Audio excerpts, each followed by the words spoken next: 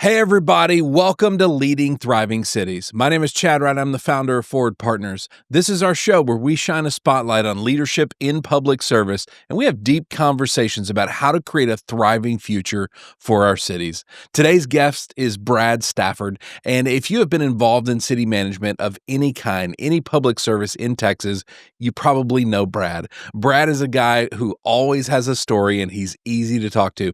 And Brad has been on a journey through city management and through public service. And through that journey, he's experienced a tremendous amount of burnout. And Brad brings so much insight by really opening up about his story and the things he experienced. And he is on a new path now, learning how to do this sustainably and learning how to serve people as his authentic self and show up without burnout holding him back. And he just opens up and shares so much with us. I know you're going to get so much value out of this interview. Thank you for joining us on Leading Thriving Cities.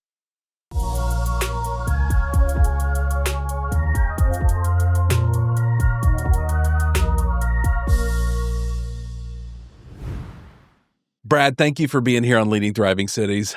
You and I just did a live episode at TCMA. We had a great group of people, and y'all had an incredible conversation. It was so much fun. It was fun. It was a lot of fun. And, you know, I was really looking forward to it. I had not talked much about my burnout. Yeah. And I thought this is a chance for me to say some things. And then we had some personal things happen in our life and kind of changed the perspective, but I got nervous. I never get nervous talking in front of people. You'll talk to anybody, won't you? Yeah. You know, that's always been my problem. I'll talk to anybody. And, someone say gift, you say problem. So I got real nervous, and so I have to admit, there were things that I said in there that I didn't remember at all until I reviewed the tape. And it really made me think about a lot of things in a different light. So y'all were all, what was interesting is when I'm doing these interviews, for instance, my role is to help, guide the conversation and kind of plumb the depths and find some vulnerability and find some wisdom that you have to show to everybody else. Y'all jumped so straight into that. Y'all were just like, here's everything. I just sat over there and cracked jokes. I didn't feel like I needed to push it any deeper. Well, you picked three people that had been in this a long, long time, and Yes. Sarah, who has wisdom well beyond her years. Way beyond. And Sarah's job is to be that voice of wisdom up there and keep y'all moving in the right direction. And keep people in line, and sometimes that's hard with the three of us. Well, you have had a long career in public service, all through city management. You're currently a Parks and Rec director, which is an interesting journey. What's one thing you wish people understood about public service or about city management or just the career that you've built? You know, I've thought about that for a long time and trying to think, what is it that people don't really know? And there's a lot they don't know about what we do as public servants. But I think maybe the heart that we have for their city. Yeah. You know, it's their city. It's easy to call it our cities or whatever, but it's their city. And I think it's the heart that we really have, and then just the desire to bring out the best in their communities. Yeah. There's this hunger for excellence that I see in most city staffs where they really want things to be incredible for their citizens. Yeah, I think that's, I would say 99% of municipal employees, and I'm talking from top to bottom. Yeah. Their goal is to make it better, make it great, and and have something that the citizens are proud of. Mm-hmm. It is. And are there ways that we need to think about how do we start to show that heart more? Because I think there's something, if you're interacting with somebody and you believe they don't care about you, that interaction is probably not going to go well. If you're interacting with somebody and they know that you love them, it's automatically going to go better. Are there things we can do to improve that? Well, and I think through the years, I learned how to do that a little bit better with our staff and started coaching our teams to do a better job of communicating with the public. If you're not talking, you got to tell your story, right? We hear that all the time. Tell your story, tell your story. Well, citizen A comes in and they're upset. If you take the time to listen to them and do some explaining and help them to understand where you're coming from, I think that actually helps them to see that you really do care. Yeah. You really want to make a difference. Yeah. And, I used to tell staff this all the time. I said, don't get frustrated when a citizen comes in and wants to sit down and just talk and you feel like you've got 400 things on your plate. Yes. You may be the only interaction they have that day. Yes. And I think if we continue to think that way and to help people, they see our story. Yeah. We don't even have to tell it. They see it. It's helping the staff understand your job. Yes, here are your responsibilities. Here's your tasks. Your primary job is ambassador for this city. You are representing us with every conversation. And just assume that every conversation will become public to everyone else. How do you want to comport yourself in that? Because I think there's something to being cognizant of that. Because you're right. It's when you got a citizen wants to come sit down and complain and you got 1,000 things you're already stressed out about, it's hard to pause and get your mindset right and go, you know what? This is the most important thing I can do right now because doing it well is going to resonate one way or the other. That's right. You know, and it's you take the water crew. Mm-hmm. They're out there patching a leak. Yep. The citizen wants to know, why did you dig up my yard or my street and what's happening? And they're interested. Yes. Talk to them. Let them know, hey, here's what's going on. Here's why we're doing this. Which is so interesting to think about because the water crew out there working, it's 100,000 degrees outside and they're out there in their gear and they're sweating and a citizen comes up like, how long are you guys going to have this yard torn up? Like that is such a hard thing to stop and reset your mindset and go, okay, this is my job right now. I would be interested to see that's something we need to start equipping leaders within those organizations to do better because really you're talking about leaders equipping their teams all day to say, hey, we're starting this project. Here's what we're doing. Here's why. If anybody asks, here's how we talk to them. Yeah. And I see this even in the police world where you'll have police all over a scene. You have guys sitting there securing it and people just walk up and start asking questions. And you got the cops that will say, hey, we've got X, Y, and Z going on. We need y'all to hang out over here for us for safety reasons. People go do it. And then you got the cops who are like, none of your business, get out of here. And I've seen both. And one of them goes pretty badly. Like the citizen doesn't walk away thinking, I love this city. Yeah. Yeah. And, you know, and we've had that situation many times. And luckily I had a police chief that worked for me for 21 years and he and I were on very similar pages. And, you know, we tried to teach staff, have the conversation. I know you're in the middle of something, but it's time to say, here's what's going on. Can't give you full details, and they'll back away. Yeah, they'll be your best supporter. Yes, you know, and it makes a difference. And this idea, you said this idea of we need to tell our story has been out there forever, but my experience with public service is relatively short, but what I've seen is most cities don't operate with the we need to tell our story mindset. They operate with the if we are seen by others, then we haven't done our job well. We need to be invisible in the background. And the problem is then things go bad and being invisible, we haven't built relationship. Right. And that's the business we're in. Yeah. We're in the relationship business because we work for these citizens. You know, you hear it all the time. We pay your salary. Yeah, they do pay our salary, and we need to be cognizant of that, and help them understand what they're getting. Yes, absolutely, because they are getting so much value from it. They just don't even know. Exactly, because we don't do a good job telling that. What have you done through the years that you've seen that's really effective in terms of getting your team to embrace that idea? Because if you've got your average somebody doing billing in the water department, to get them to go, okay, I'm also a storyteller. I'm also a relationship builder. Like, have you seen things you've done or others have done that have been really effective there? Well, I think through me, the way I did it was just leading by example. Yeah. You know, when I first took over in any of the jobs that I was, I was managed in 3 different cities, the longest being Navasota. One of the things that I did there was a lot of negativity toward the city, and the city had been in some turmoil. And right away, when people came in with a problem, I was Johnny on the spot. You know, I wanted to talk to them. Yeah. You know, make them feel good. My door was never shut to them. Yeah. If somebody asked to see me, they came in. Staff watches that, right? And so they emulate that. And I think that was really helpful. And I got questions a lot of times. Why do you do that?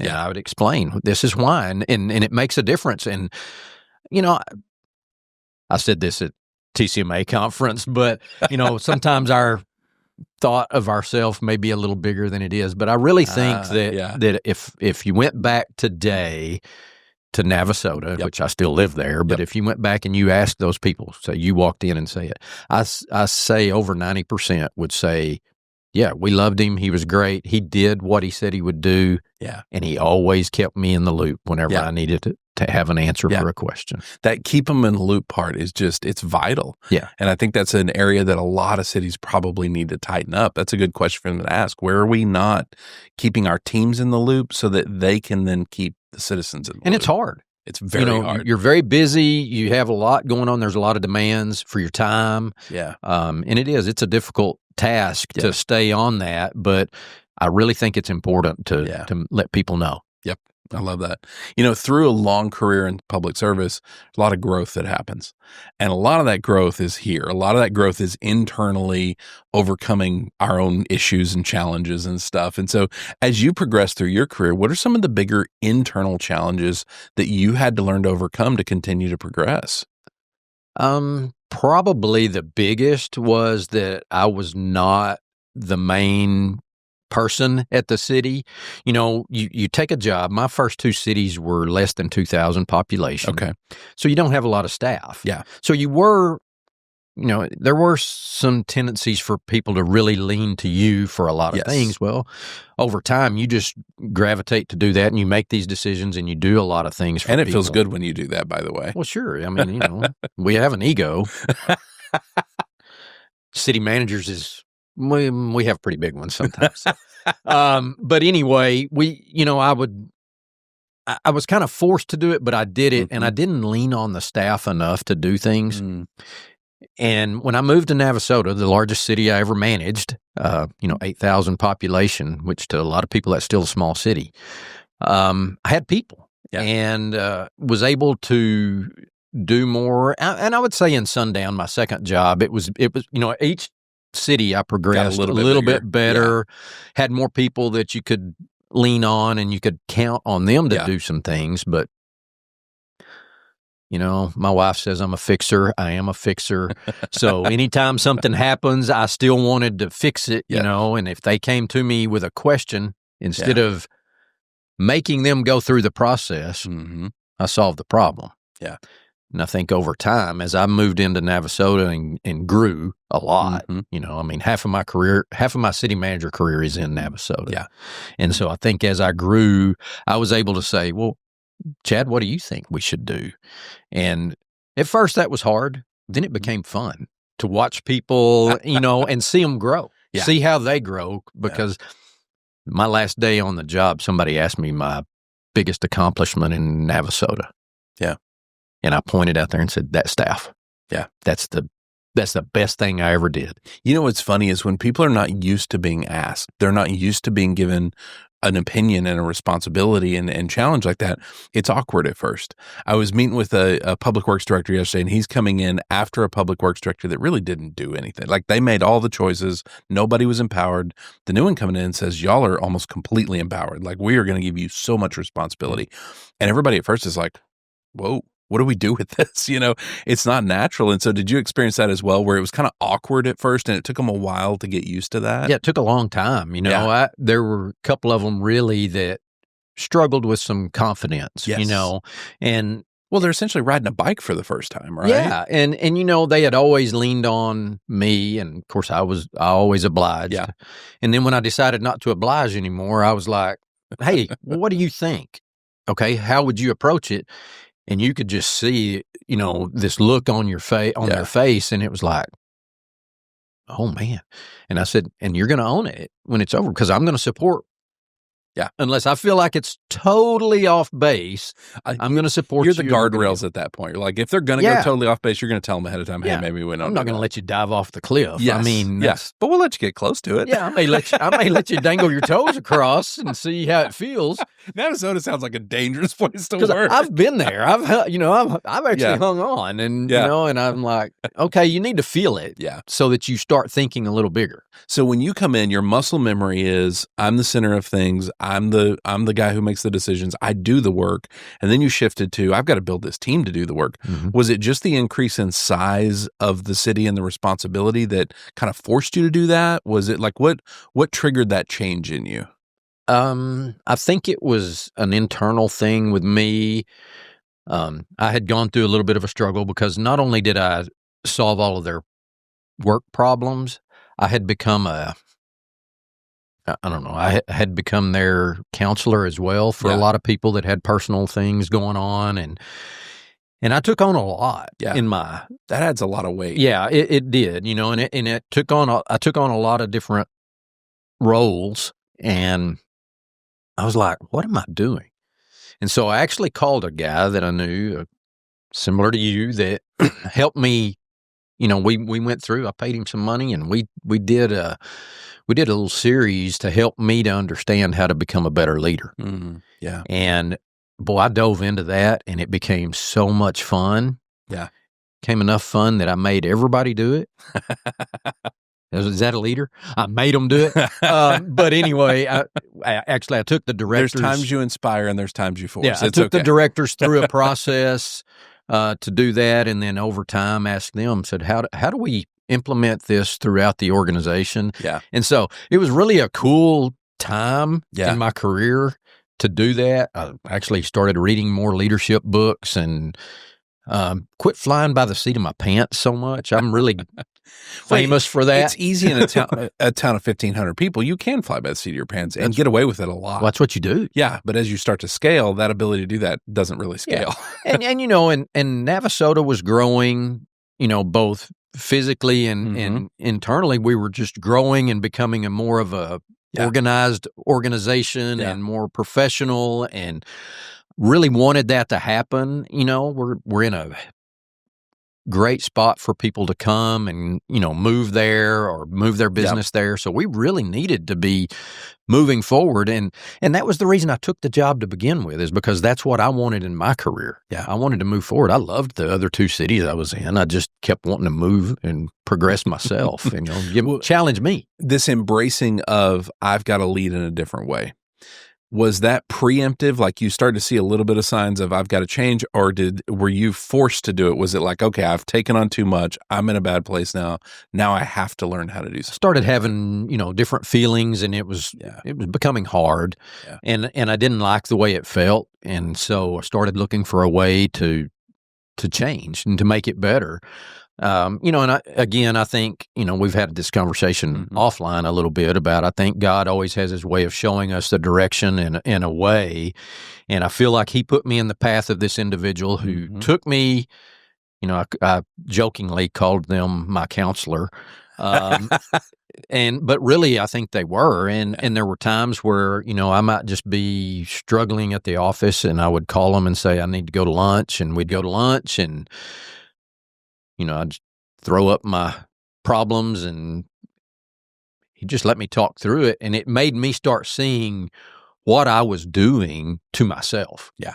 But it was also affecting my organization and probably my home and everybody else. And so I was able to see that, and it really helped, clearly see where we need to go and what we need to do. Yes. And how we needed to develop our team. Yeah.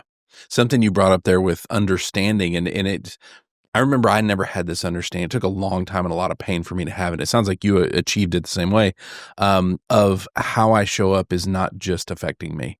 Oh. So if I take on too much weight, I'm going to break, and that is going to break people around me. That revelation was what changed my life, because it no longer allowed me as a leader to just go, well, I get to keep doing things the way I want to do them, Yeah. And that was hard. It is hard. It was hard to go through that. It's hard to think about it that way too.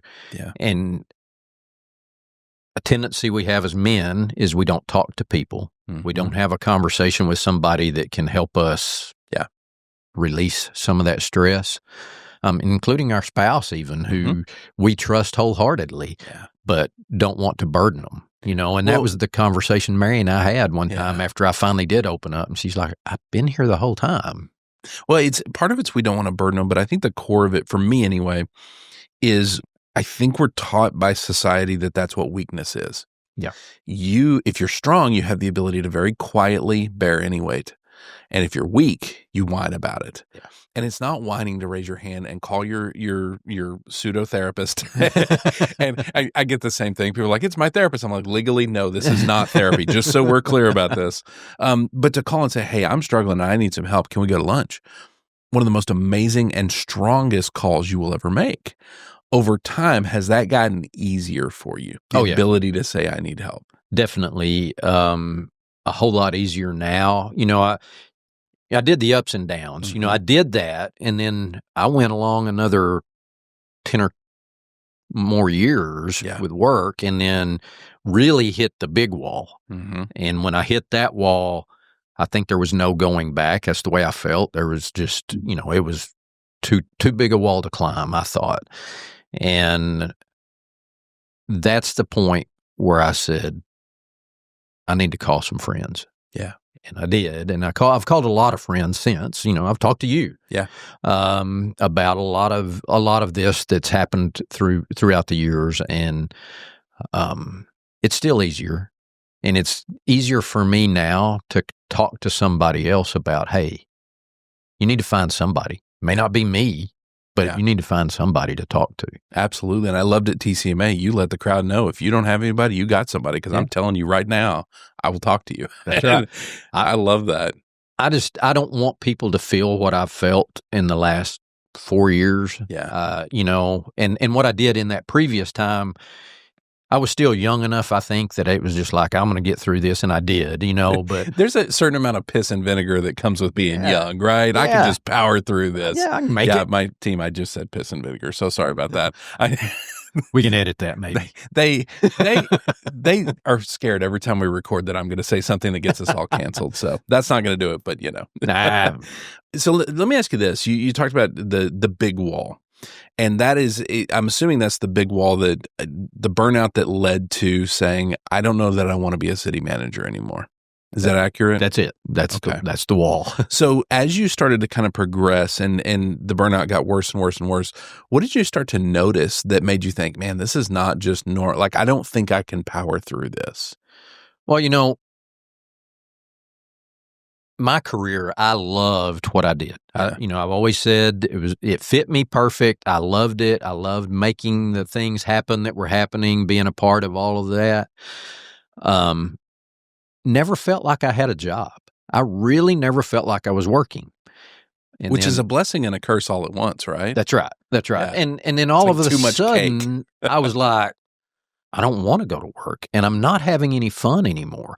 And when it didn't, I always joked, when it's not fun, you need to find something else. But I was 55, and I was like, what else is there? I don't know what else. So I kept saying, just keep pushing, keep pushing, keep pushing. And it was getting hard. It got really hard. And it was a time in my career and a time in my life where I was going through a lot of other things. I had just gotten off of being the president of TCMA, which that was a stressful year with COVID and everything else. Now, not the TCMA piece, but well, it was because of COVID. More complex. Yeah. And then there were a lot of other things going on in our world that were affecting me and that were affecting my job. And it kept feeling like one punch in the nose after another. Yep. And, and I finally talked to my wife. I was like, Mary, things are really starting to bother me, and I'm noticing that I'm snippy. And she's like, no kidding. She was nice. She didn't say that.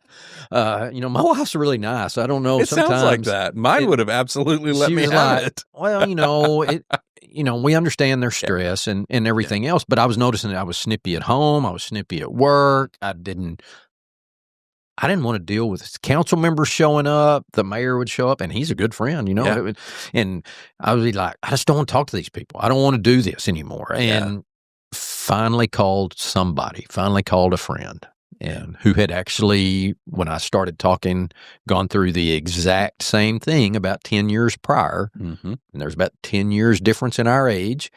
Our careers kind of had mirrored a little bit. And, it's still funny. I said it at the TCMA conference, it was Ron Cox. I don't mind saying it at all. I love Ron.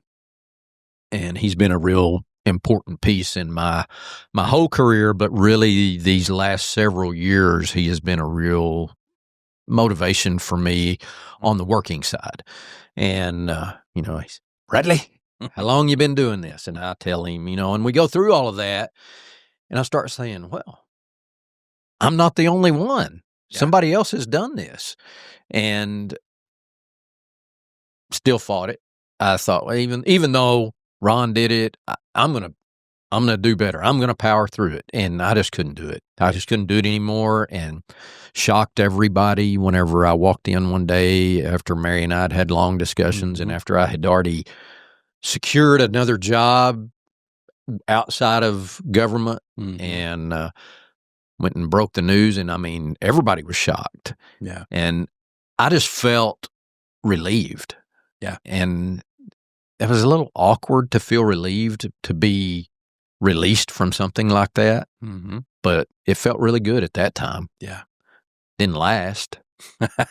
You did get the siren song of public service got you. You got pulled back into it. It's funny, you talk about Ron, and when he said, yeah, here's what I've been through, you had this moment of, oh, I'm not alone. Yeah. That's part of why we do this in the first place is the more we tell our stories, what I found is people connect to that story because the human on the other side, and they go, man, maybe there's hope for me. And that's why, like this, we joked at the beginning before we started filming that my entire company is built on things I have screwed up and pain I've experienced. And I want to help other people not go through that same pain. That's how this started. And so I think the more we tell our stories, kind of like you said, City telling its story, I think the more we tell our stories, it is really helpful for other people because it models for them how to do that. Yeah, I agree. And I think that I told you earlier, it really was beneficial for me to go through the session at TCMA where the four of us were up there with you and having the conversation. It opened my eyes a little bit more to how I'm potentially able to help people that before they get to the point where I got. Yeah. That I think that's the key. If you can help people before they get there, that's it. I wouldn't talk to anybody. I didn't, and of course, burnout didn't become a it wasn't big topic until recent years. It was there. Yeah. Nobody talked about it. Nobody talked about it. Yes. And so you felt like you were odd. And I still have this conversation with Mary is there's something wrong with me. And there is, she says it's normal, people go through this. My mind won't let me see that. It says, no, Brad doesn't do that. Yeah. But I'm starting to see it a little more clearly after the session back at TCMA. And then when I came home, I started listening to a lot of different podcasts about retirement. But with that came a lot of other things that would talk about burnout and your jobs. And it just started going, wow. Maybe Mary's right. Maybe that was normal. Maybe I'm not normal, but maybe that was normal to have all of these feelings. I don't like the feeling. I still don't like the feeling. I don't know that I'll ever embrace that. Therapy will help with that. Maybe. I can tell you because I've been through the exact same thing. But it is getting easier and it's easier for me now not to fight that feeling. Yeah. Where I had fought it, I told everybody at TCMA, I keep having thoughts of going back and being a city manager and finishing out what I think I ended too soon. I've had time to reflect. I don't think I ended it too soon. I think I ended it just right. And I think there's more for me out there, and it may be different than public service in the city side. Well, and what you're talking about when I watched you at TCMA, and public service people are all nerds, so let's acknowledge that up front. And I discovered they have a low bar for what a rock star is because they would refer to me that way. I'm like, I don't think you guys know what that is. Yeah. But Brad Stafford's a rock star. When you walk in the room, people just kind of gravitate to you and they light up. And so with that, there is, how am I going to show up for these folks and serve them? Are they best served by seeing Brad Stafford, who's quiet and strong and can take on anything?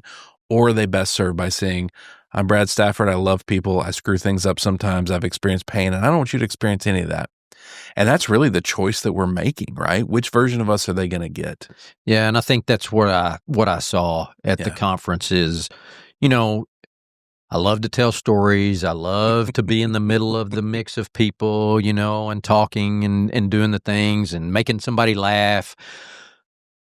But I realized that there's more for me to really touch friends. And I'm talking TCMA friends or beyond, to touch them and help them through these tough times that got me. It got the best of me. I've joked with Hugh Walker, my current boss, and said, Hugh, you're not getting the best of Brad Stafford because the best of Brad Stafford left 4 years ago when I hung it up. And I can't make myself do some of the things that I did. It kills me. I'm not going to lie.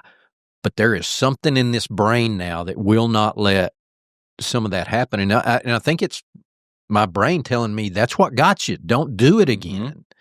And I think maybe he says you're being hard on yourself. There's plenty of you here. You're doing a lot. He was kind of known for his wisdom, so maybe we listen to some of that. I don't know. Yeah, well, he's been a friend of mine for 35 years. So, but the thing is if I wouldn't be so hard on myself, I might have seen where I could help people, but I'm way too hard on myself because I always wanted to be that guy that took care of everything, took care of everybody, made everything go, right? And the interesting part is that guy has never existed. No. Not sustainably. That guy can exist for a short period of time. We can show up that way, but then we've got to recover. And when we don't recover, that eventually breaks.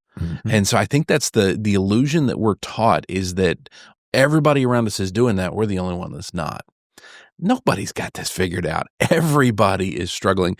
I walked into a new place the other day and they're like, well, what do you do? I said, I'm a leadership coach and we work a lot on burnout. And they're just like, oh my God, we need that. Let's talk. Instantly they understood how that's affecting them. And so I think there's something to understanding. None of us have this figured out. We're just doing our best. But it's hard to see that. It is. When you're living it and you're doing it, you don't ever see the I don't think people saw my struggles. Yeah. You don't let people see your struggles. The fact that they were shocked when you said, I'm out, that shows you that they didn't see that. Yeah. Which is, we think we're protecting them from something. But in reality, if they had seen that sooner, somebody might have stepped in and said, how do we take some of this load from you? How do we help? And that career might have become more sustainable. Yeah. I talked to another friend of mine who said, you need a sabbatical. And I laughed. As someone who just finished one, you need a sabbatical. Well, I laughed because I said, I hung up the phone. I told my wife what he said, and he's a good friend, and if he's listening, he knows who I'm talking about. And I laughed and said, they'll give me a sabbatical. Yeah. A permanent sabbatical. That was my mentality. Right? Yeah. That was my fear and my mentality was that, I go ask. Yeah. You're done. Yes. Yeah, go ahead and just stay away. Yeah. And I don't know what would have happened, but had they known where I was in my life, I think that the mayor would have fought for that. I think that others would have fought and said, you know what? It makes sense. Yes. You've got the people here to take care of business. We can do this for 3 weeks, a month, or whatever it is. Well, because at the end of the day, a sabbatical is going to cost them far less than having to replace a city manager. Right. Yeah. And that's the heartache and just everything that goes with it because, sometimes I guess they're glad to get rid of us and sometimes they're not. And I'd like to think they weren't wanting me to go at the time. And I think I could have done it, but I guess my question internally though is, would it have changed me? And I don't know if it would have because I may have gone too far. And the reality is you actually have to learn how to disconnect. And so your first 3-week sabbatical after having probably never disconnected particularly well in your career, it's not going to be magical. It's not going to save your life because there's so many other rhythms we have to learn how to honor. Now, you are learning how to honor those better. My understanding is you love to fish, and any week you're not going fishing, your wife's a little worried about you, right? That's right. I've got a picture to show you before I leave today.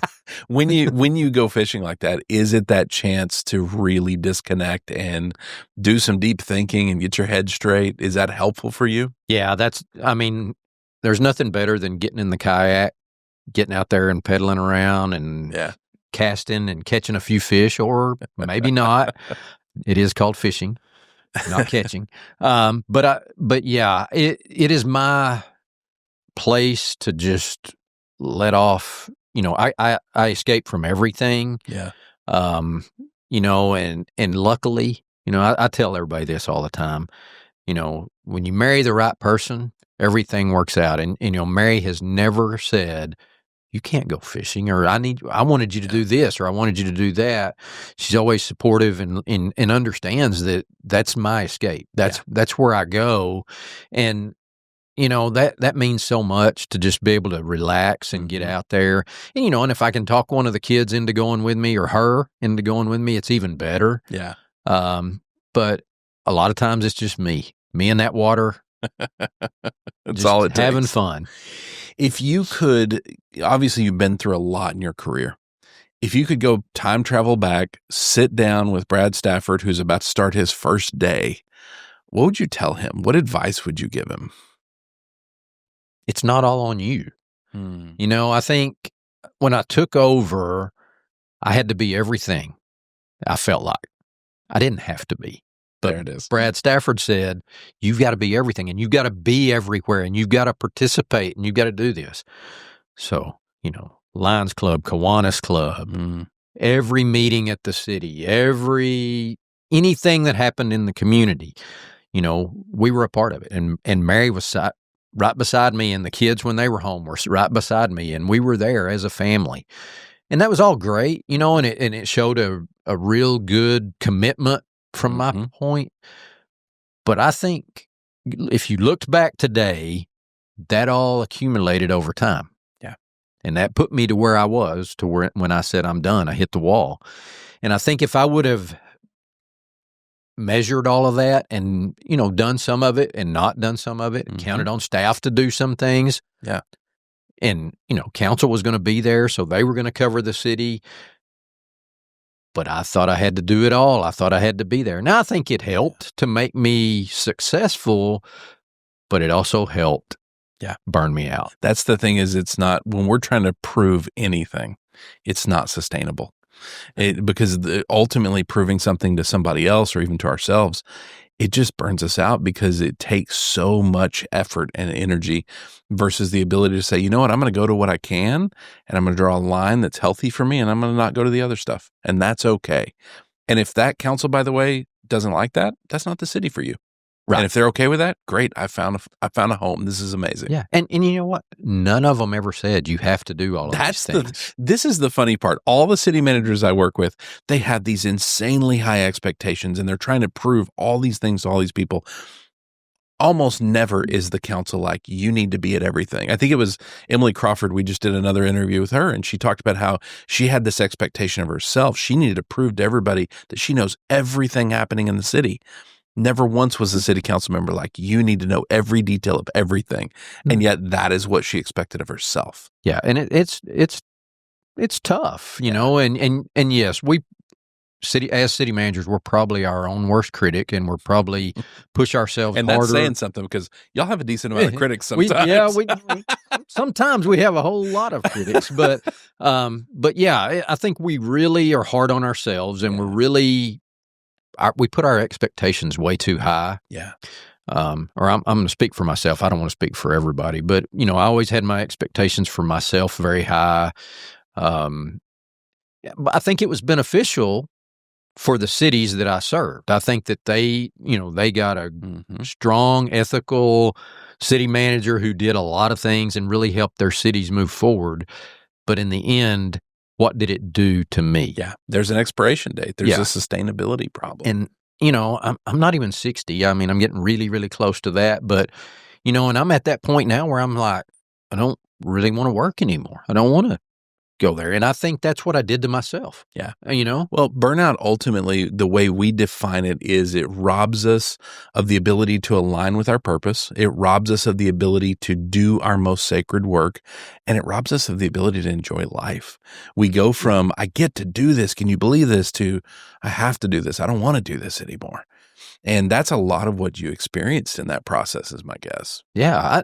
I told somebody this week, they were asking me questions about burnout and things. And it's a individual outside of cities. He just started talking to me about it, and he was asking questions.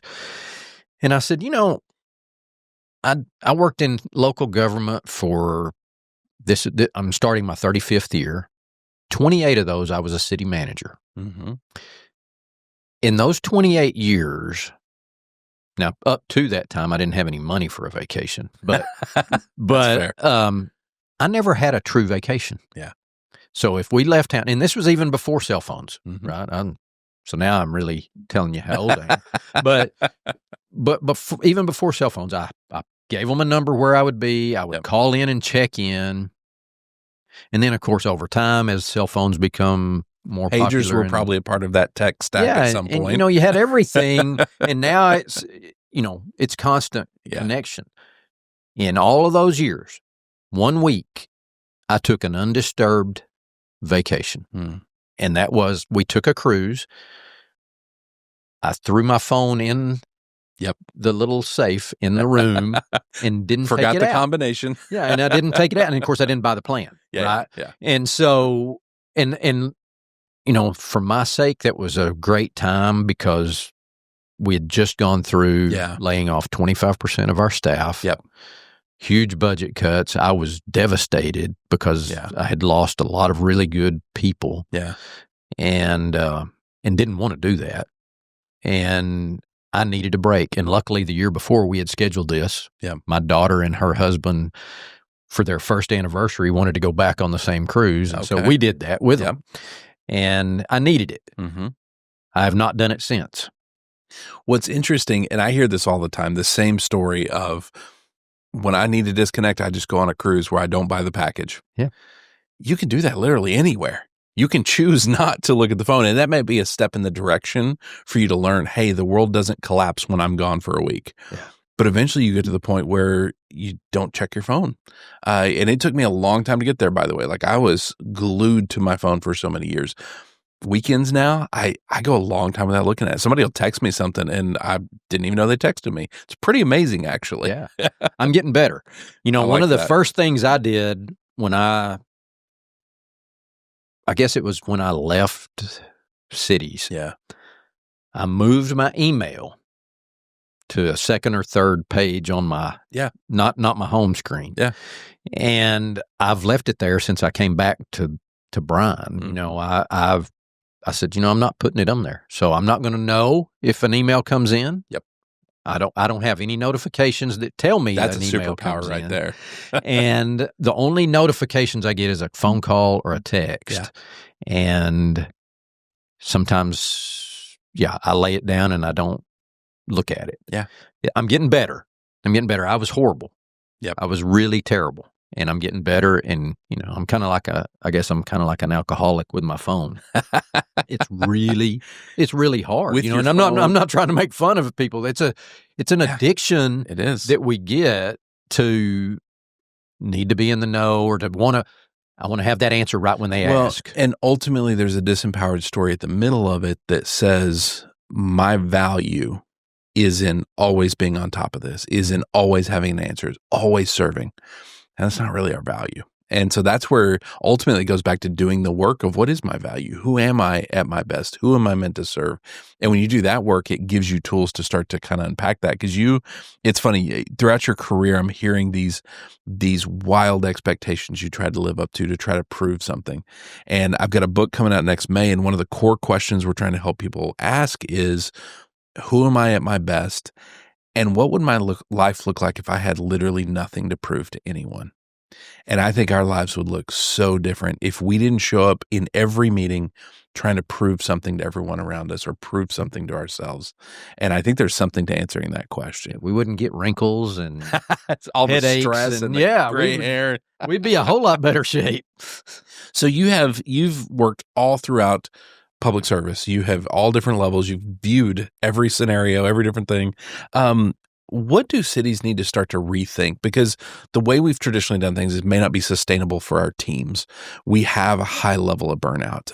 We have people that are incredibly smart, incredibly talented that eventually hit a wall and go, I don't want to do this anymore. What do we need to rethink to help them create more sustainable careers? Well, I think it starts whenever we hire these people. I mean, brand new into the business. Yeah. We don't have enough conversations about your time and about your future. Where do you want to be and what do you want to be? Yeah. And because that's a key. I started in the field. I was mowing grass, repairing leaks, driving a trash truck, whatever needed to be done, right? Those were the good old days, weren't they? Yeah, there was no stress. I say that. There was stress too, but and I had this goal to move forward, and luckily the city manager at the time saw that, heard that. We were friends and gave me plenty of opportunity, and when he left, the mayor saw it and went to bat for me. And I think that we have to start letting people know, when I hire people, having that conversation early, but also having the conversation about, okay, you're coming in here at 22 years old. Some of these people are younger, some of them 18. You're coming in here at this age. You're starting out, you're not making a ton of money, but your benefits that cities offer are really good. Mm-hmm. So you need to think of this. But there's also, look at the opportunities ahead of you for a career. Cities want you to move up because it's easier to move somebody up than to hire from outside. And so I think we should do a better job of that. Yeah. And honestly, I'm going to say this, but I think our elected officials need to think bigger about their staff as well. Yes. A lot of them are very appreciative. Yes. But what they don't see is what's happening behind the scenes all the time. They see us at meetings, they see us in certain locations. I would love to see them start taking more interest in their people, where they understand them and where they're going, and even them have the question, where do you want to be? What do you want to do? And start pushing those things and thinking of that as the policymaker of how do we create policy to grow these people, but also how do we keep them healthy? Yeah, I'm not sure how many councils see themselves as stewards of the staff, but they really should. Like, we're talking about stewarding a staff below them and giving them the tools and the environment and the policies and conditions to be able to thrive. And that's a mindset shift, I think, for some councils, because some of them don't. They kind of view it as y'all's job is to go do the things we tell you to do, not my job and my responsibility is to care for you. Well, and I think a lot of them have good intent, and a lot of them really want to make that happen. It's just that we've never made that part of what we do, so it gets lost, right? Yes. I mean, I think they really want to see their staff do good, because if their staff does good, they do good, right? Same as a city manager. If staff does great, I'm doing great. Yep. And I think they all understand that. I just think that, it is awkward. Mm-hmm. They're elected, so they have... And they're not allowed to usually go sit in somebody's office 3 rungs down and have a conversation. Well, and I don't think they have to do that. I think it's the conversation they have with the city manager to say, here's what we want to do. We want to take care of these people. We want to, and move through that process. And sometimes you get in a situation where they look at it and they go, well, I don't have all these benefits that you have. Mm-hmm. I don't think we need all of that. But they're not thinking about the big picture of what they've got and who they're dealing with. And, because we're all human, right? And, okay, cities normally don't pay quite what you get in the private sector. Now, we have better benefits. Mm-hmm. So it's a trade-off, right? And if they'll start looking at those things and working through that and having conversations with their managers about taking care of staff. Now, and I'm not going to tell you, I've had council members that did that, mayors that did that really cared about their staff and really wanted to see things happen. So I'm not trying to criticize, but I'm saying that's a big picture thing that has to happen. Well, and you don't necessarily have to be opposed to staff and trying to hurt them. It's not a binary thing, right? It's a spectrum. You can be focused on things that are not staff, and it just, like you said, gets lost. And suddenly you look down and there's a staff that's not thriving because there's not a council that's focused on their thriving. And I think they play such a key role in that. And it's just a mindset shift. Is our goal as a council for our team to thrive?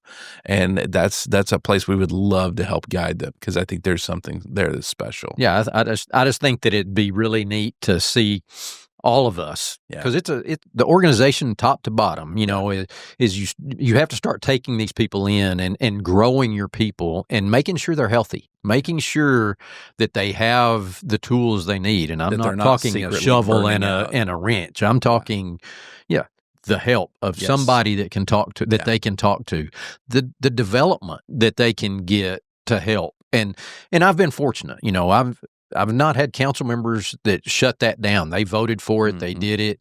But, I read the paper. Or that's, very antiquated talk there. But, I read the internet and people, and I read what happens in cities, and I see the frustration, and I see the comments that come from cities, and sometimes even the infighting between staff and council, and that is just awful. And part of this is council understanding how much stress they are capable of creating. Yeah. Because they are capable of creating a tremendous amount of fear and shame just with little comments, or just by how they conduct themselves on the dais, or the emails they send.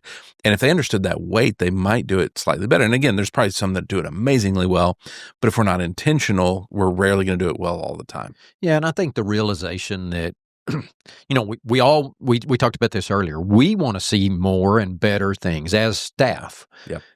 Council's the same way. Yeah. But also having a realization as a leader to say, we've already got these items going on. Yep. Let's put that on the list. Yep. But let's not roll out another project on top of this one when we're still trying to pay for this, trying to figure this out, trying to, whatever we're doing to get there. And it's easy because you're just moving. We're moving. I did it as a city manager sometimes. You just overload people's boat. Yeah. And as you overload their boat, what happens to them? Yeah. And so I think that just having conversations is going to help. Yeah. I love it, man. This has been a great conversation. Thank you so much for coming out and doing this. Thanks for having me. I love to talk. Thank you, brother. All right. Thank you for joining us for Leading Thriving Cities. If you'd like to find out more about what we do at Forward Partners, you can find us at www.forwardpartners.net. We love partnering with cities to learn how to develop healthy leaders and thriving teams. We do that through a variety of means, from leadership coaching to online courses to facilitating retreats. If you ever need anything, please feel free to reach out. You can also find us online with all the different socials, Facebook, Instagram, LinkedIn. We are putting out content all the time, and you can find it at Forward Partner.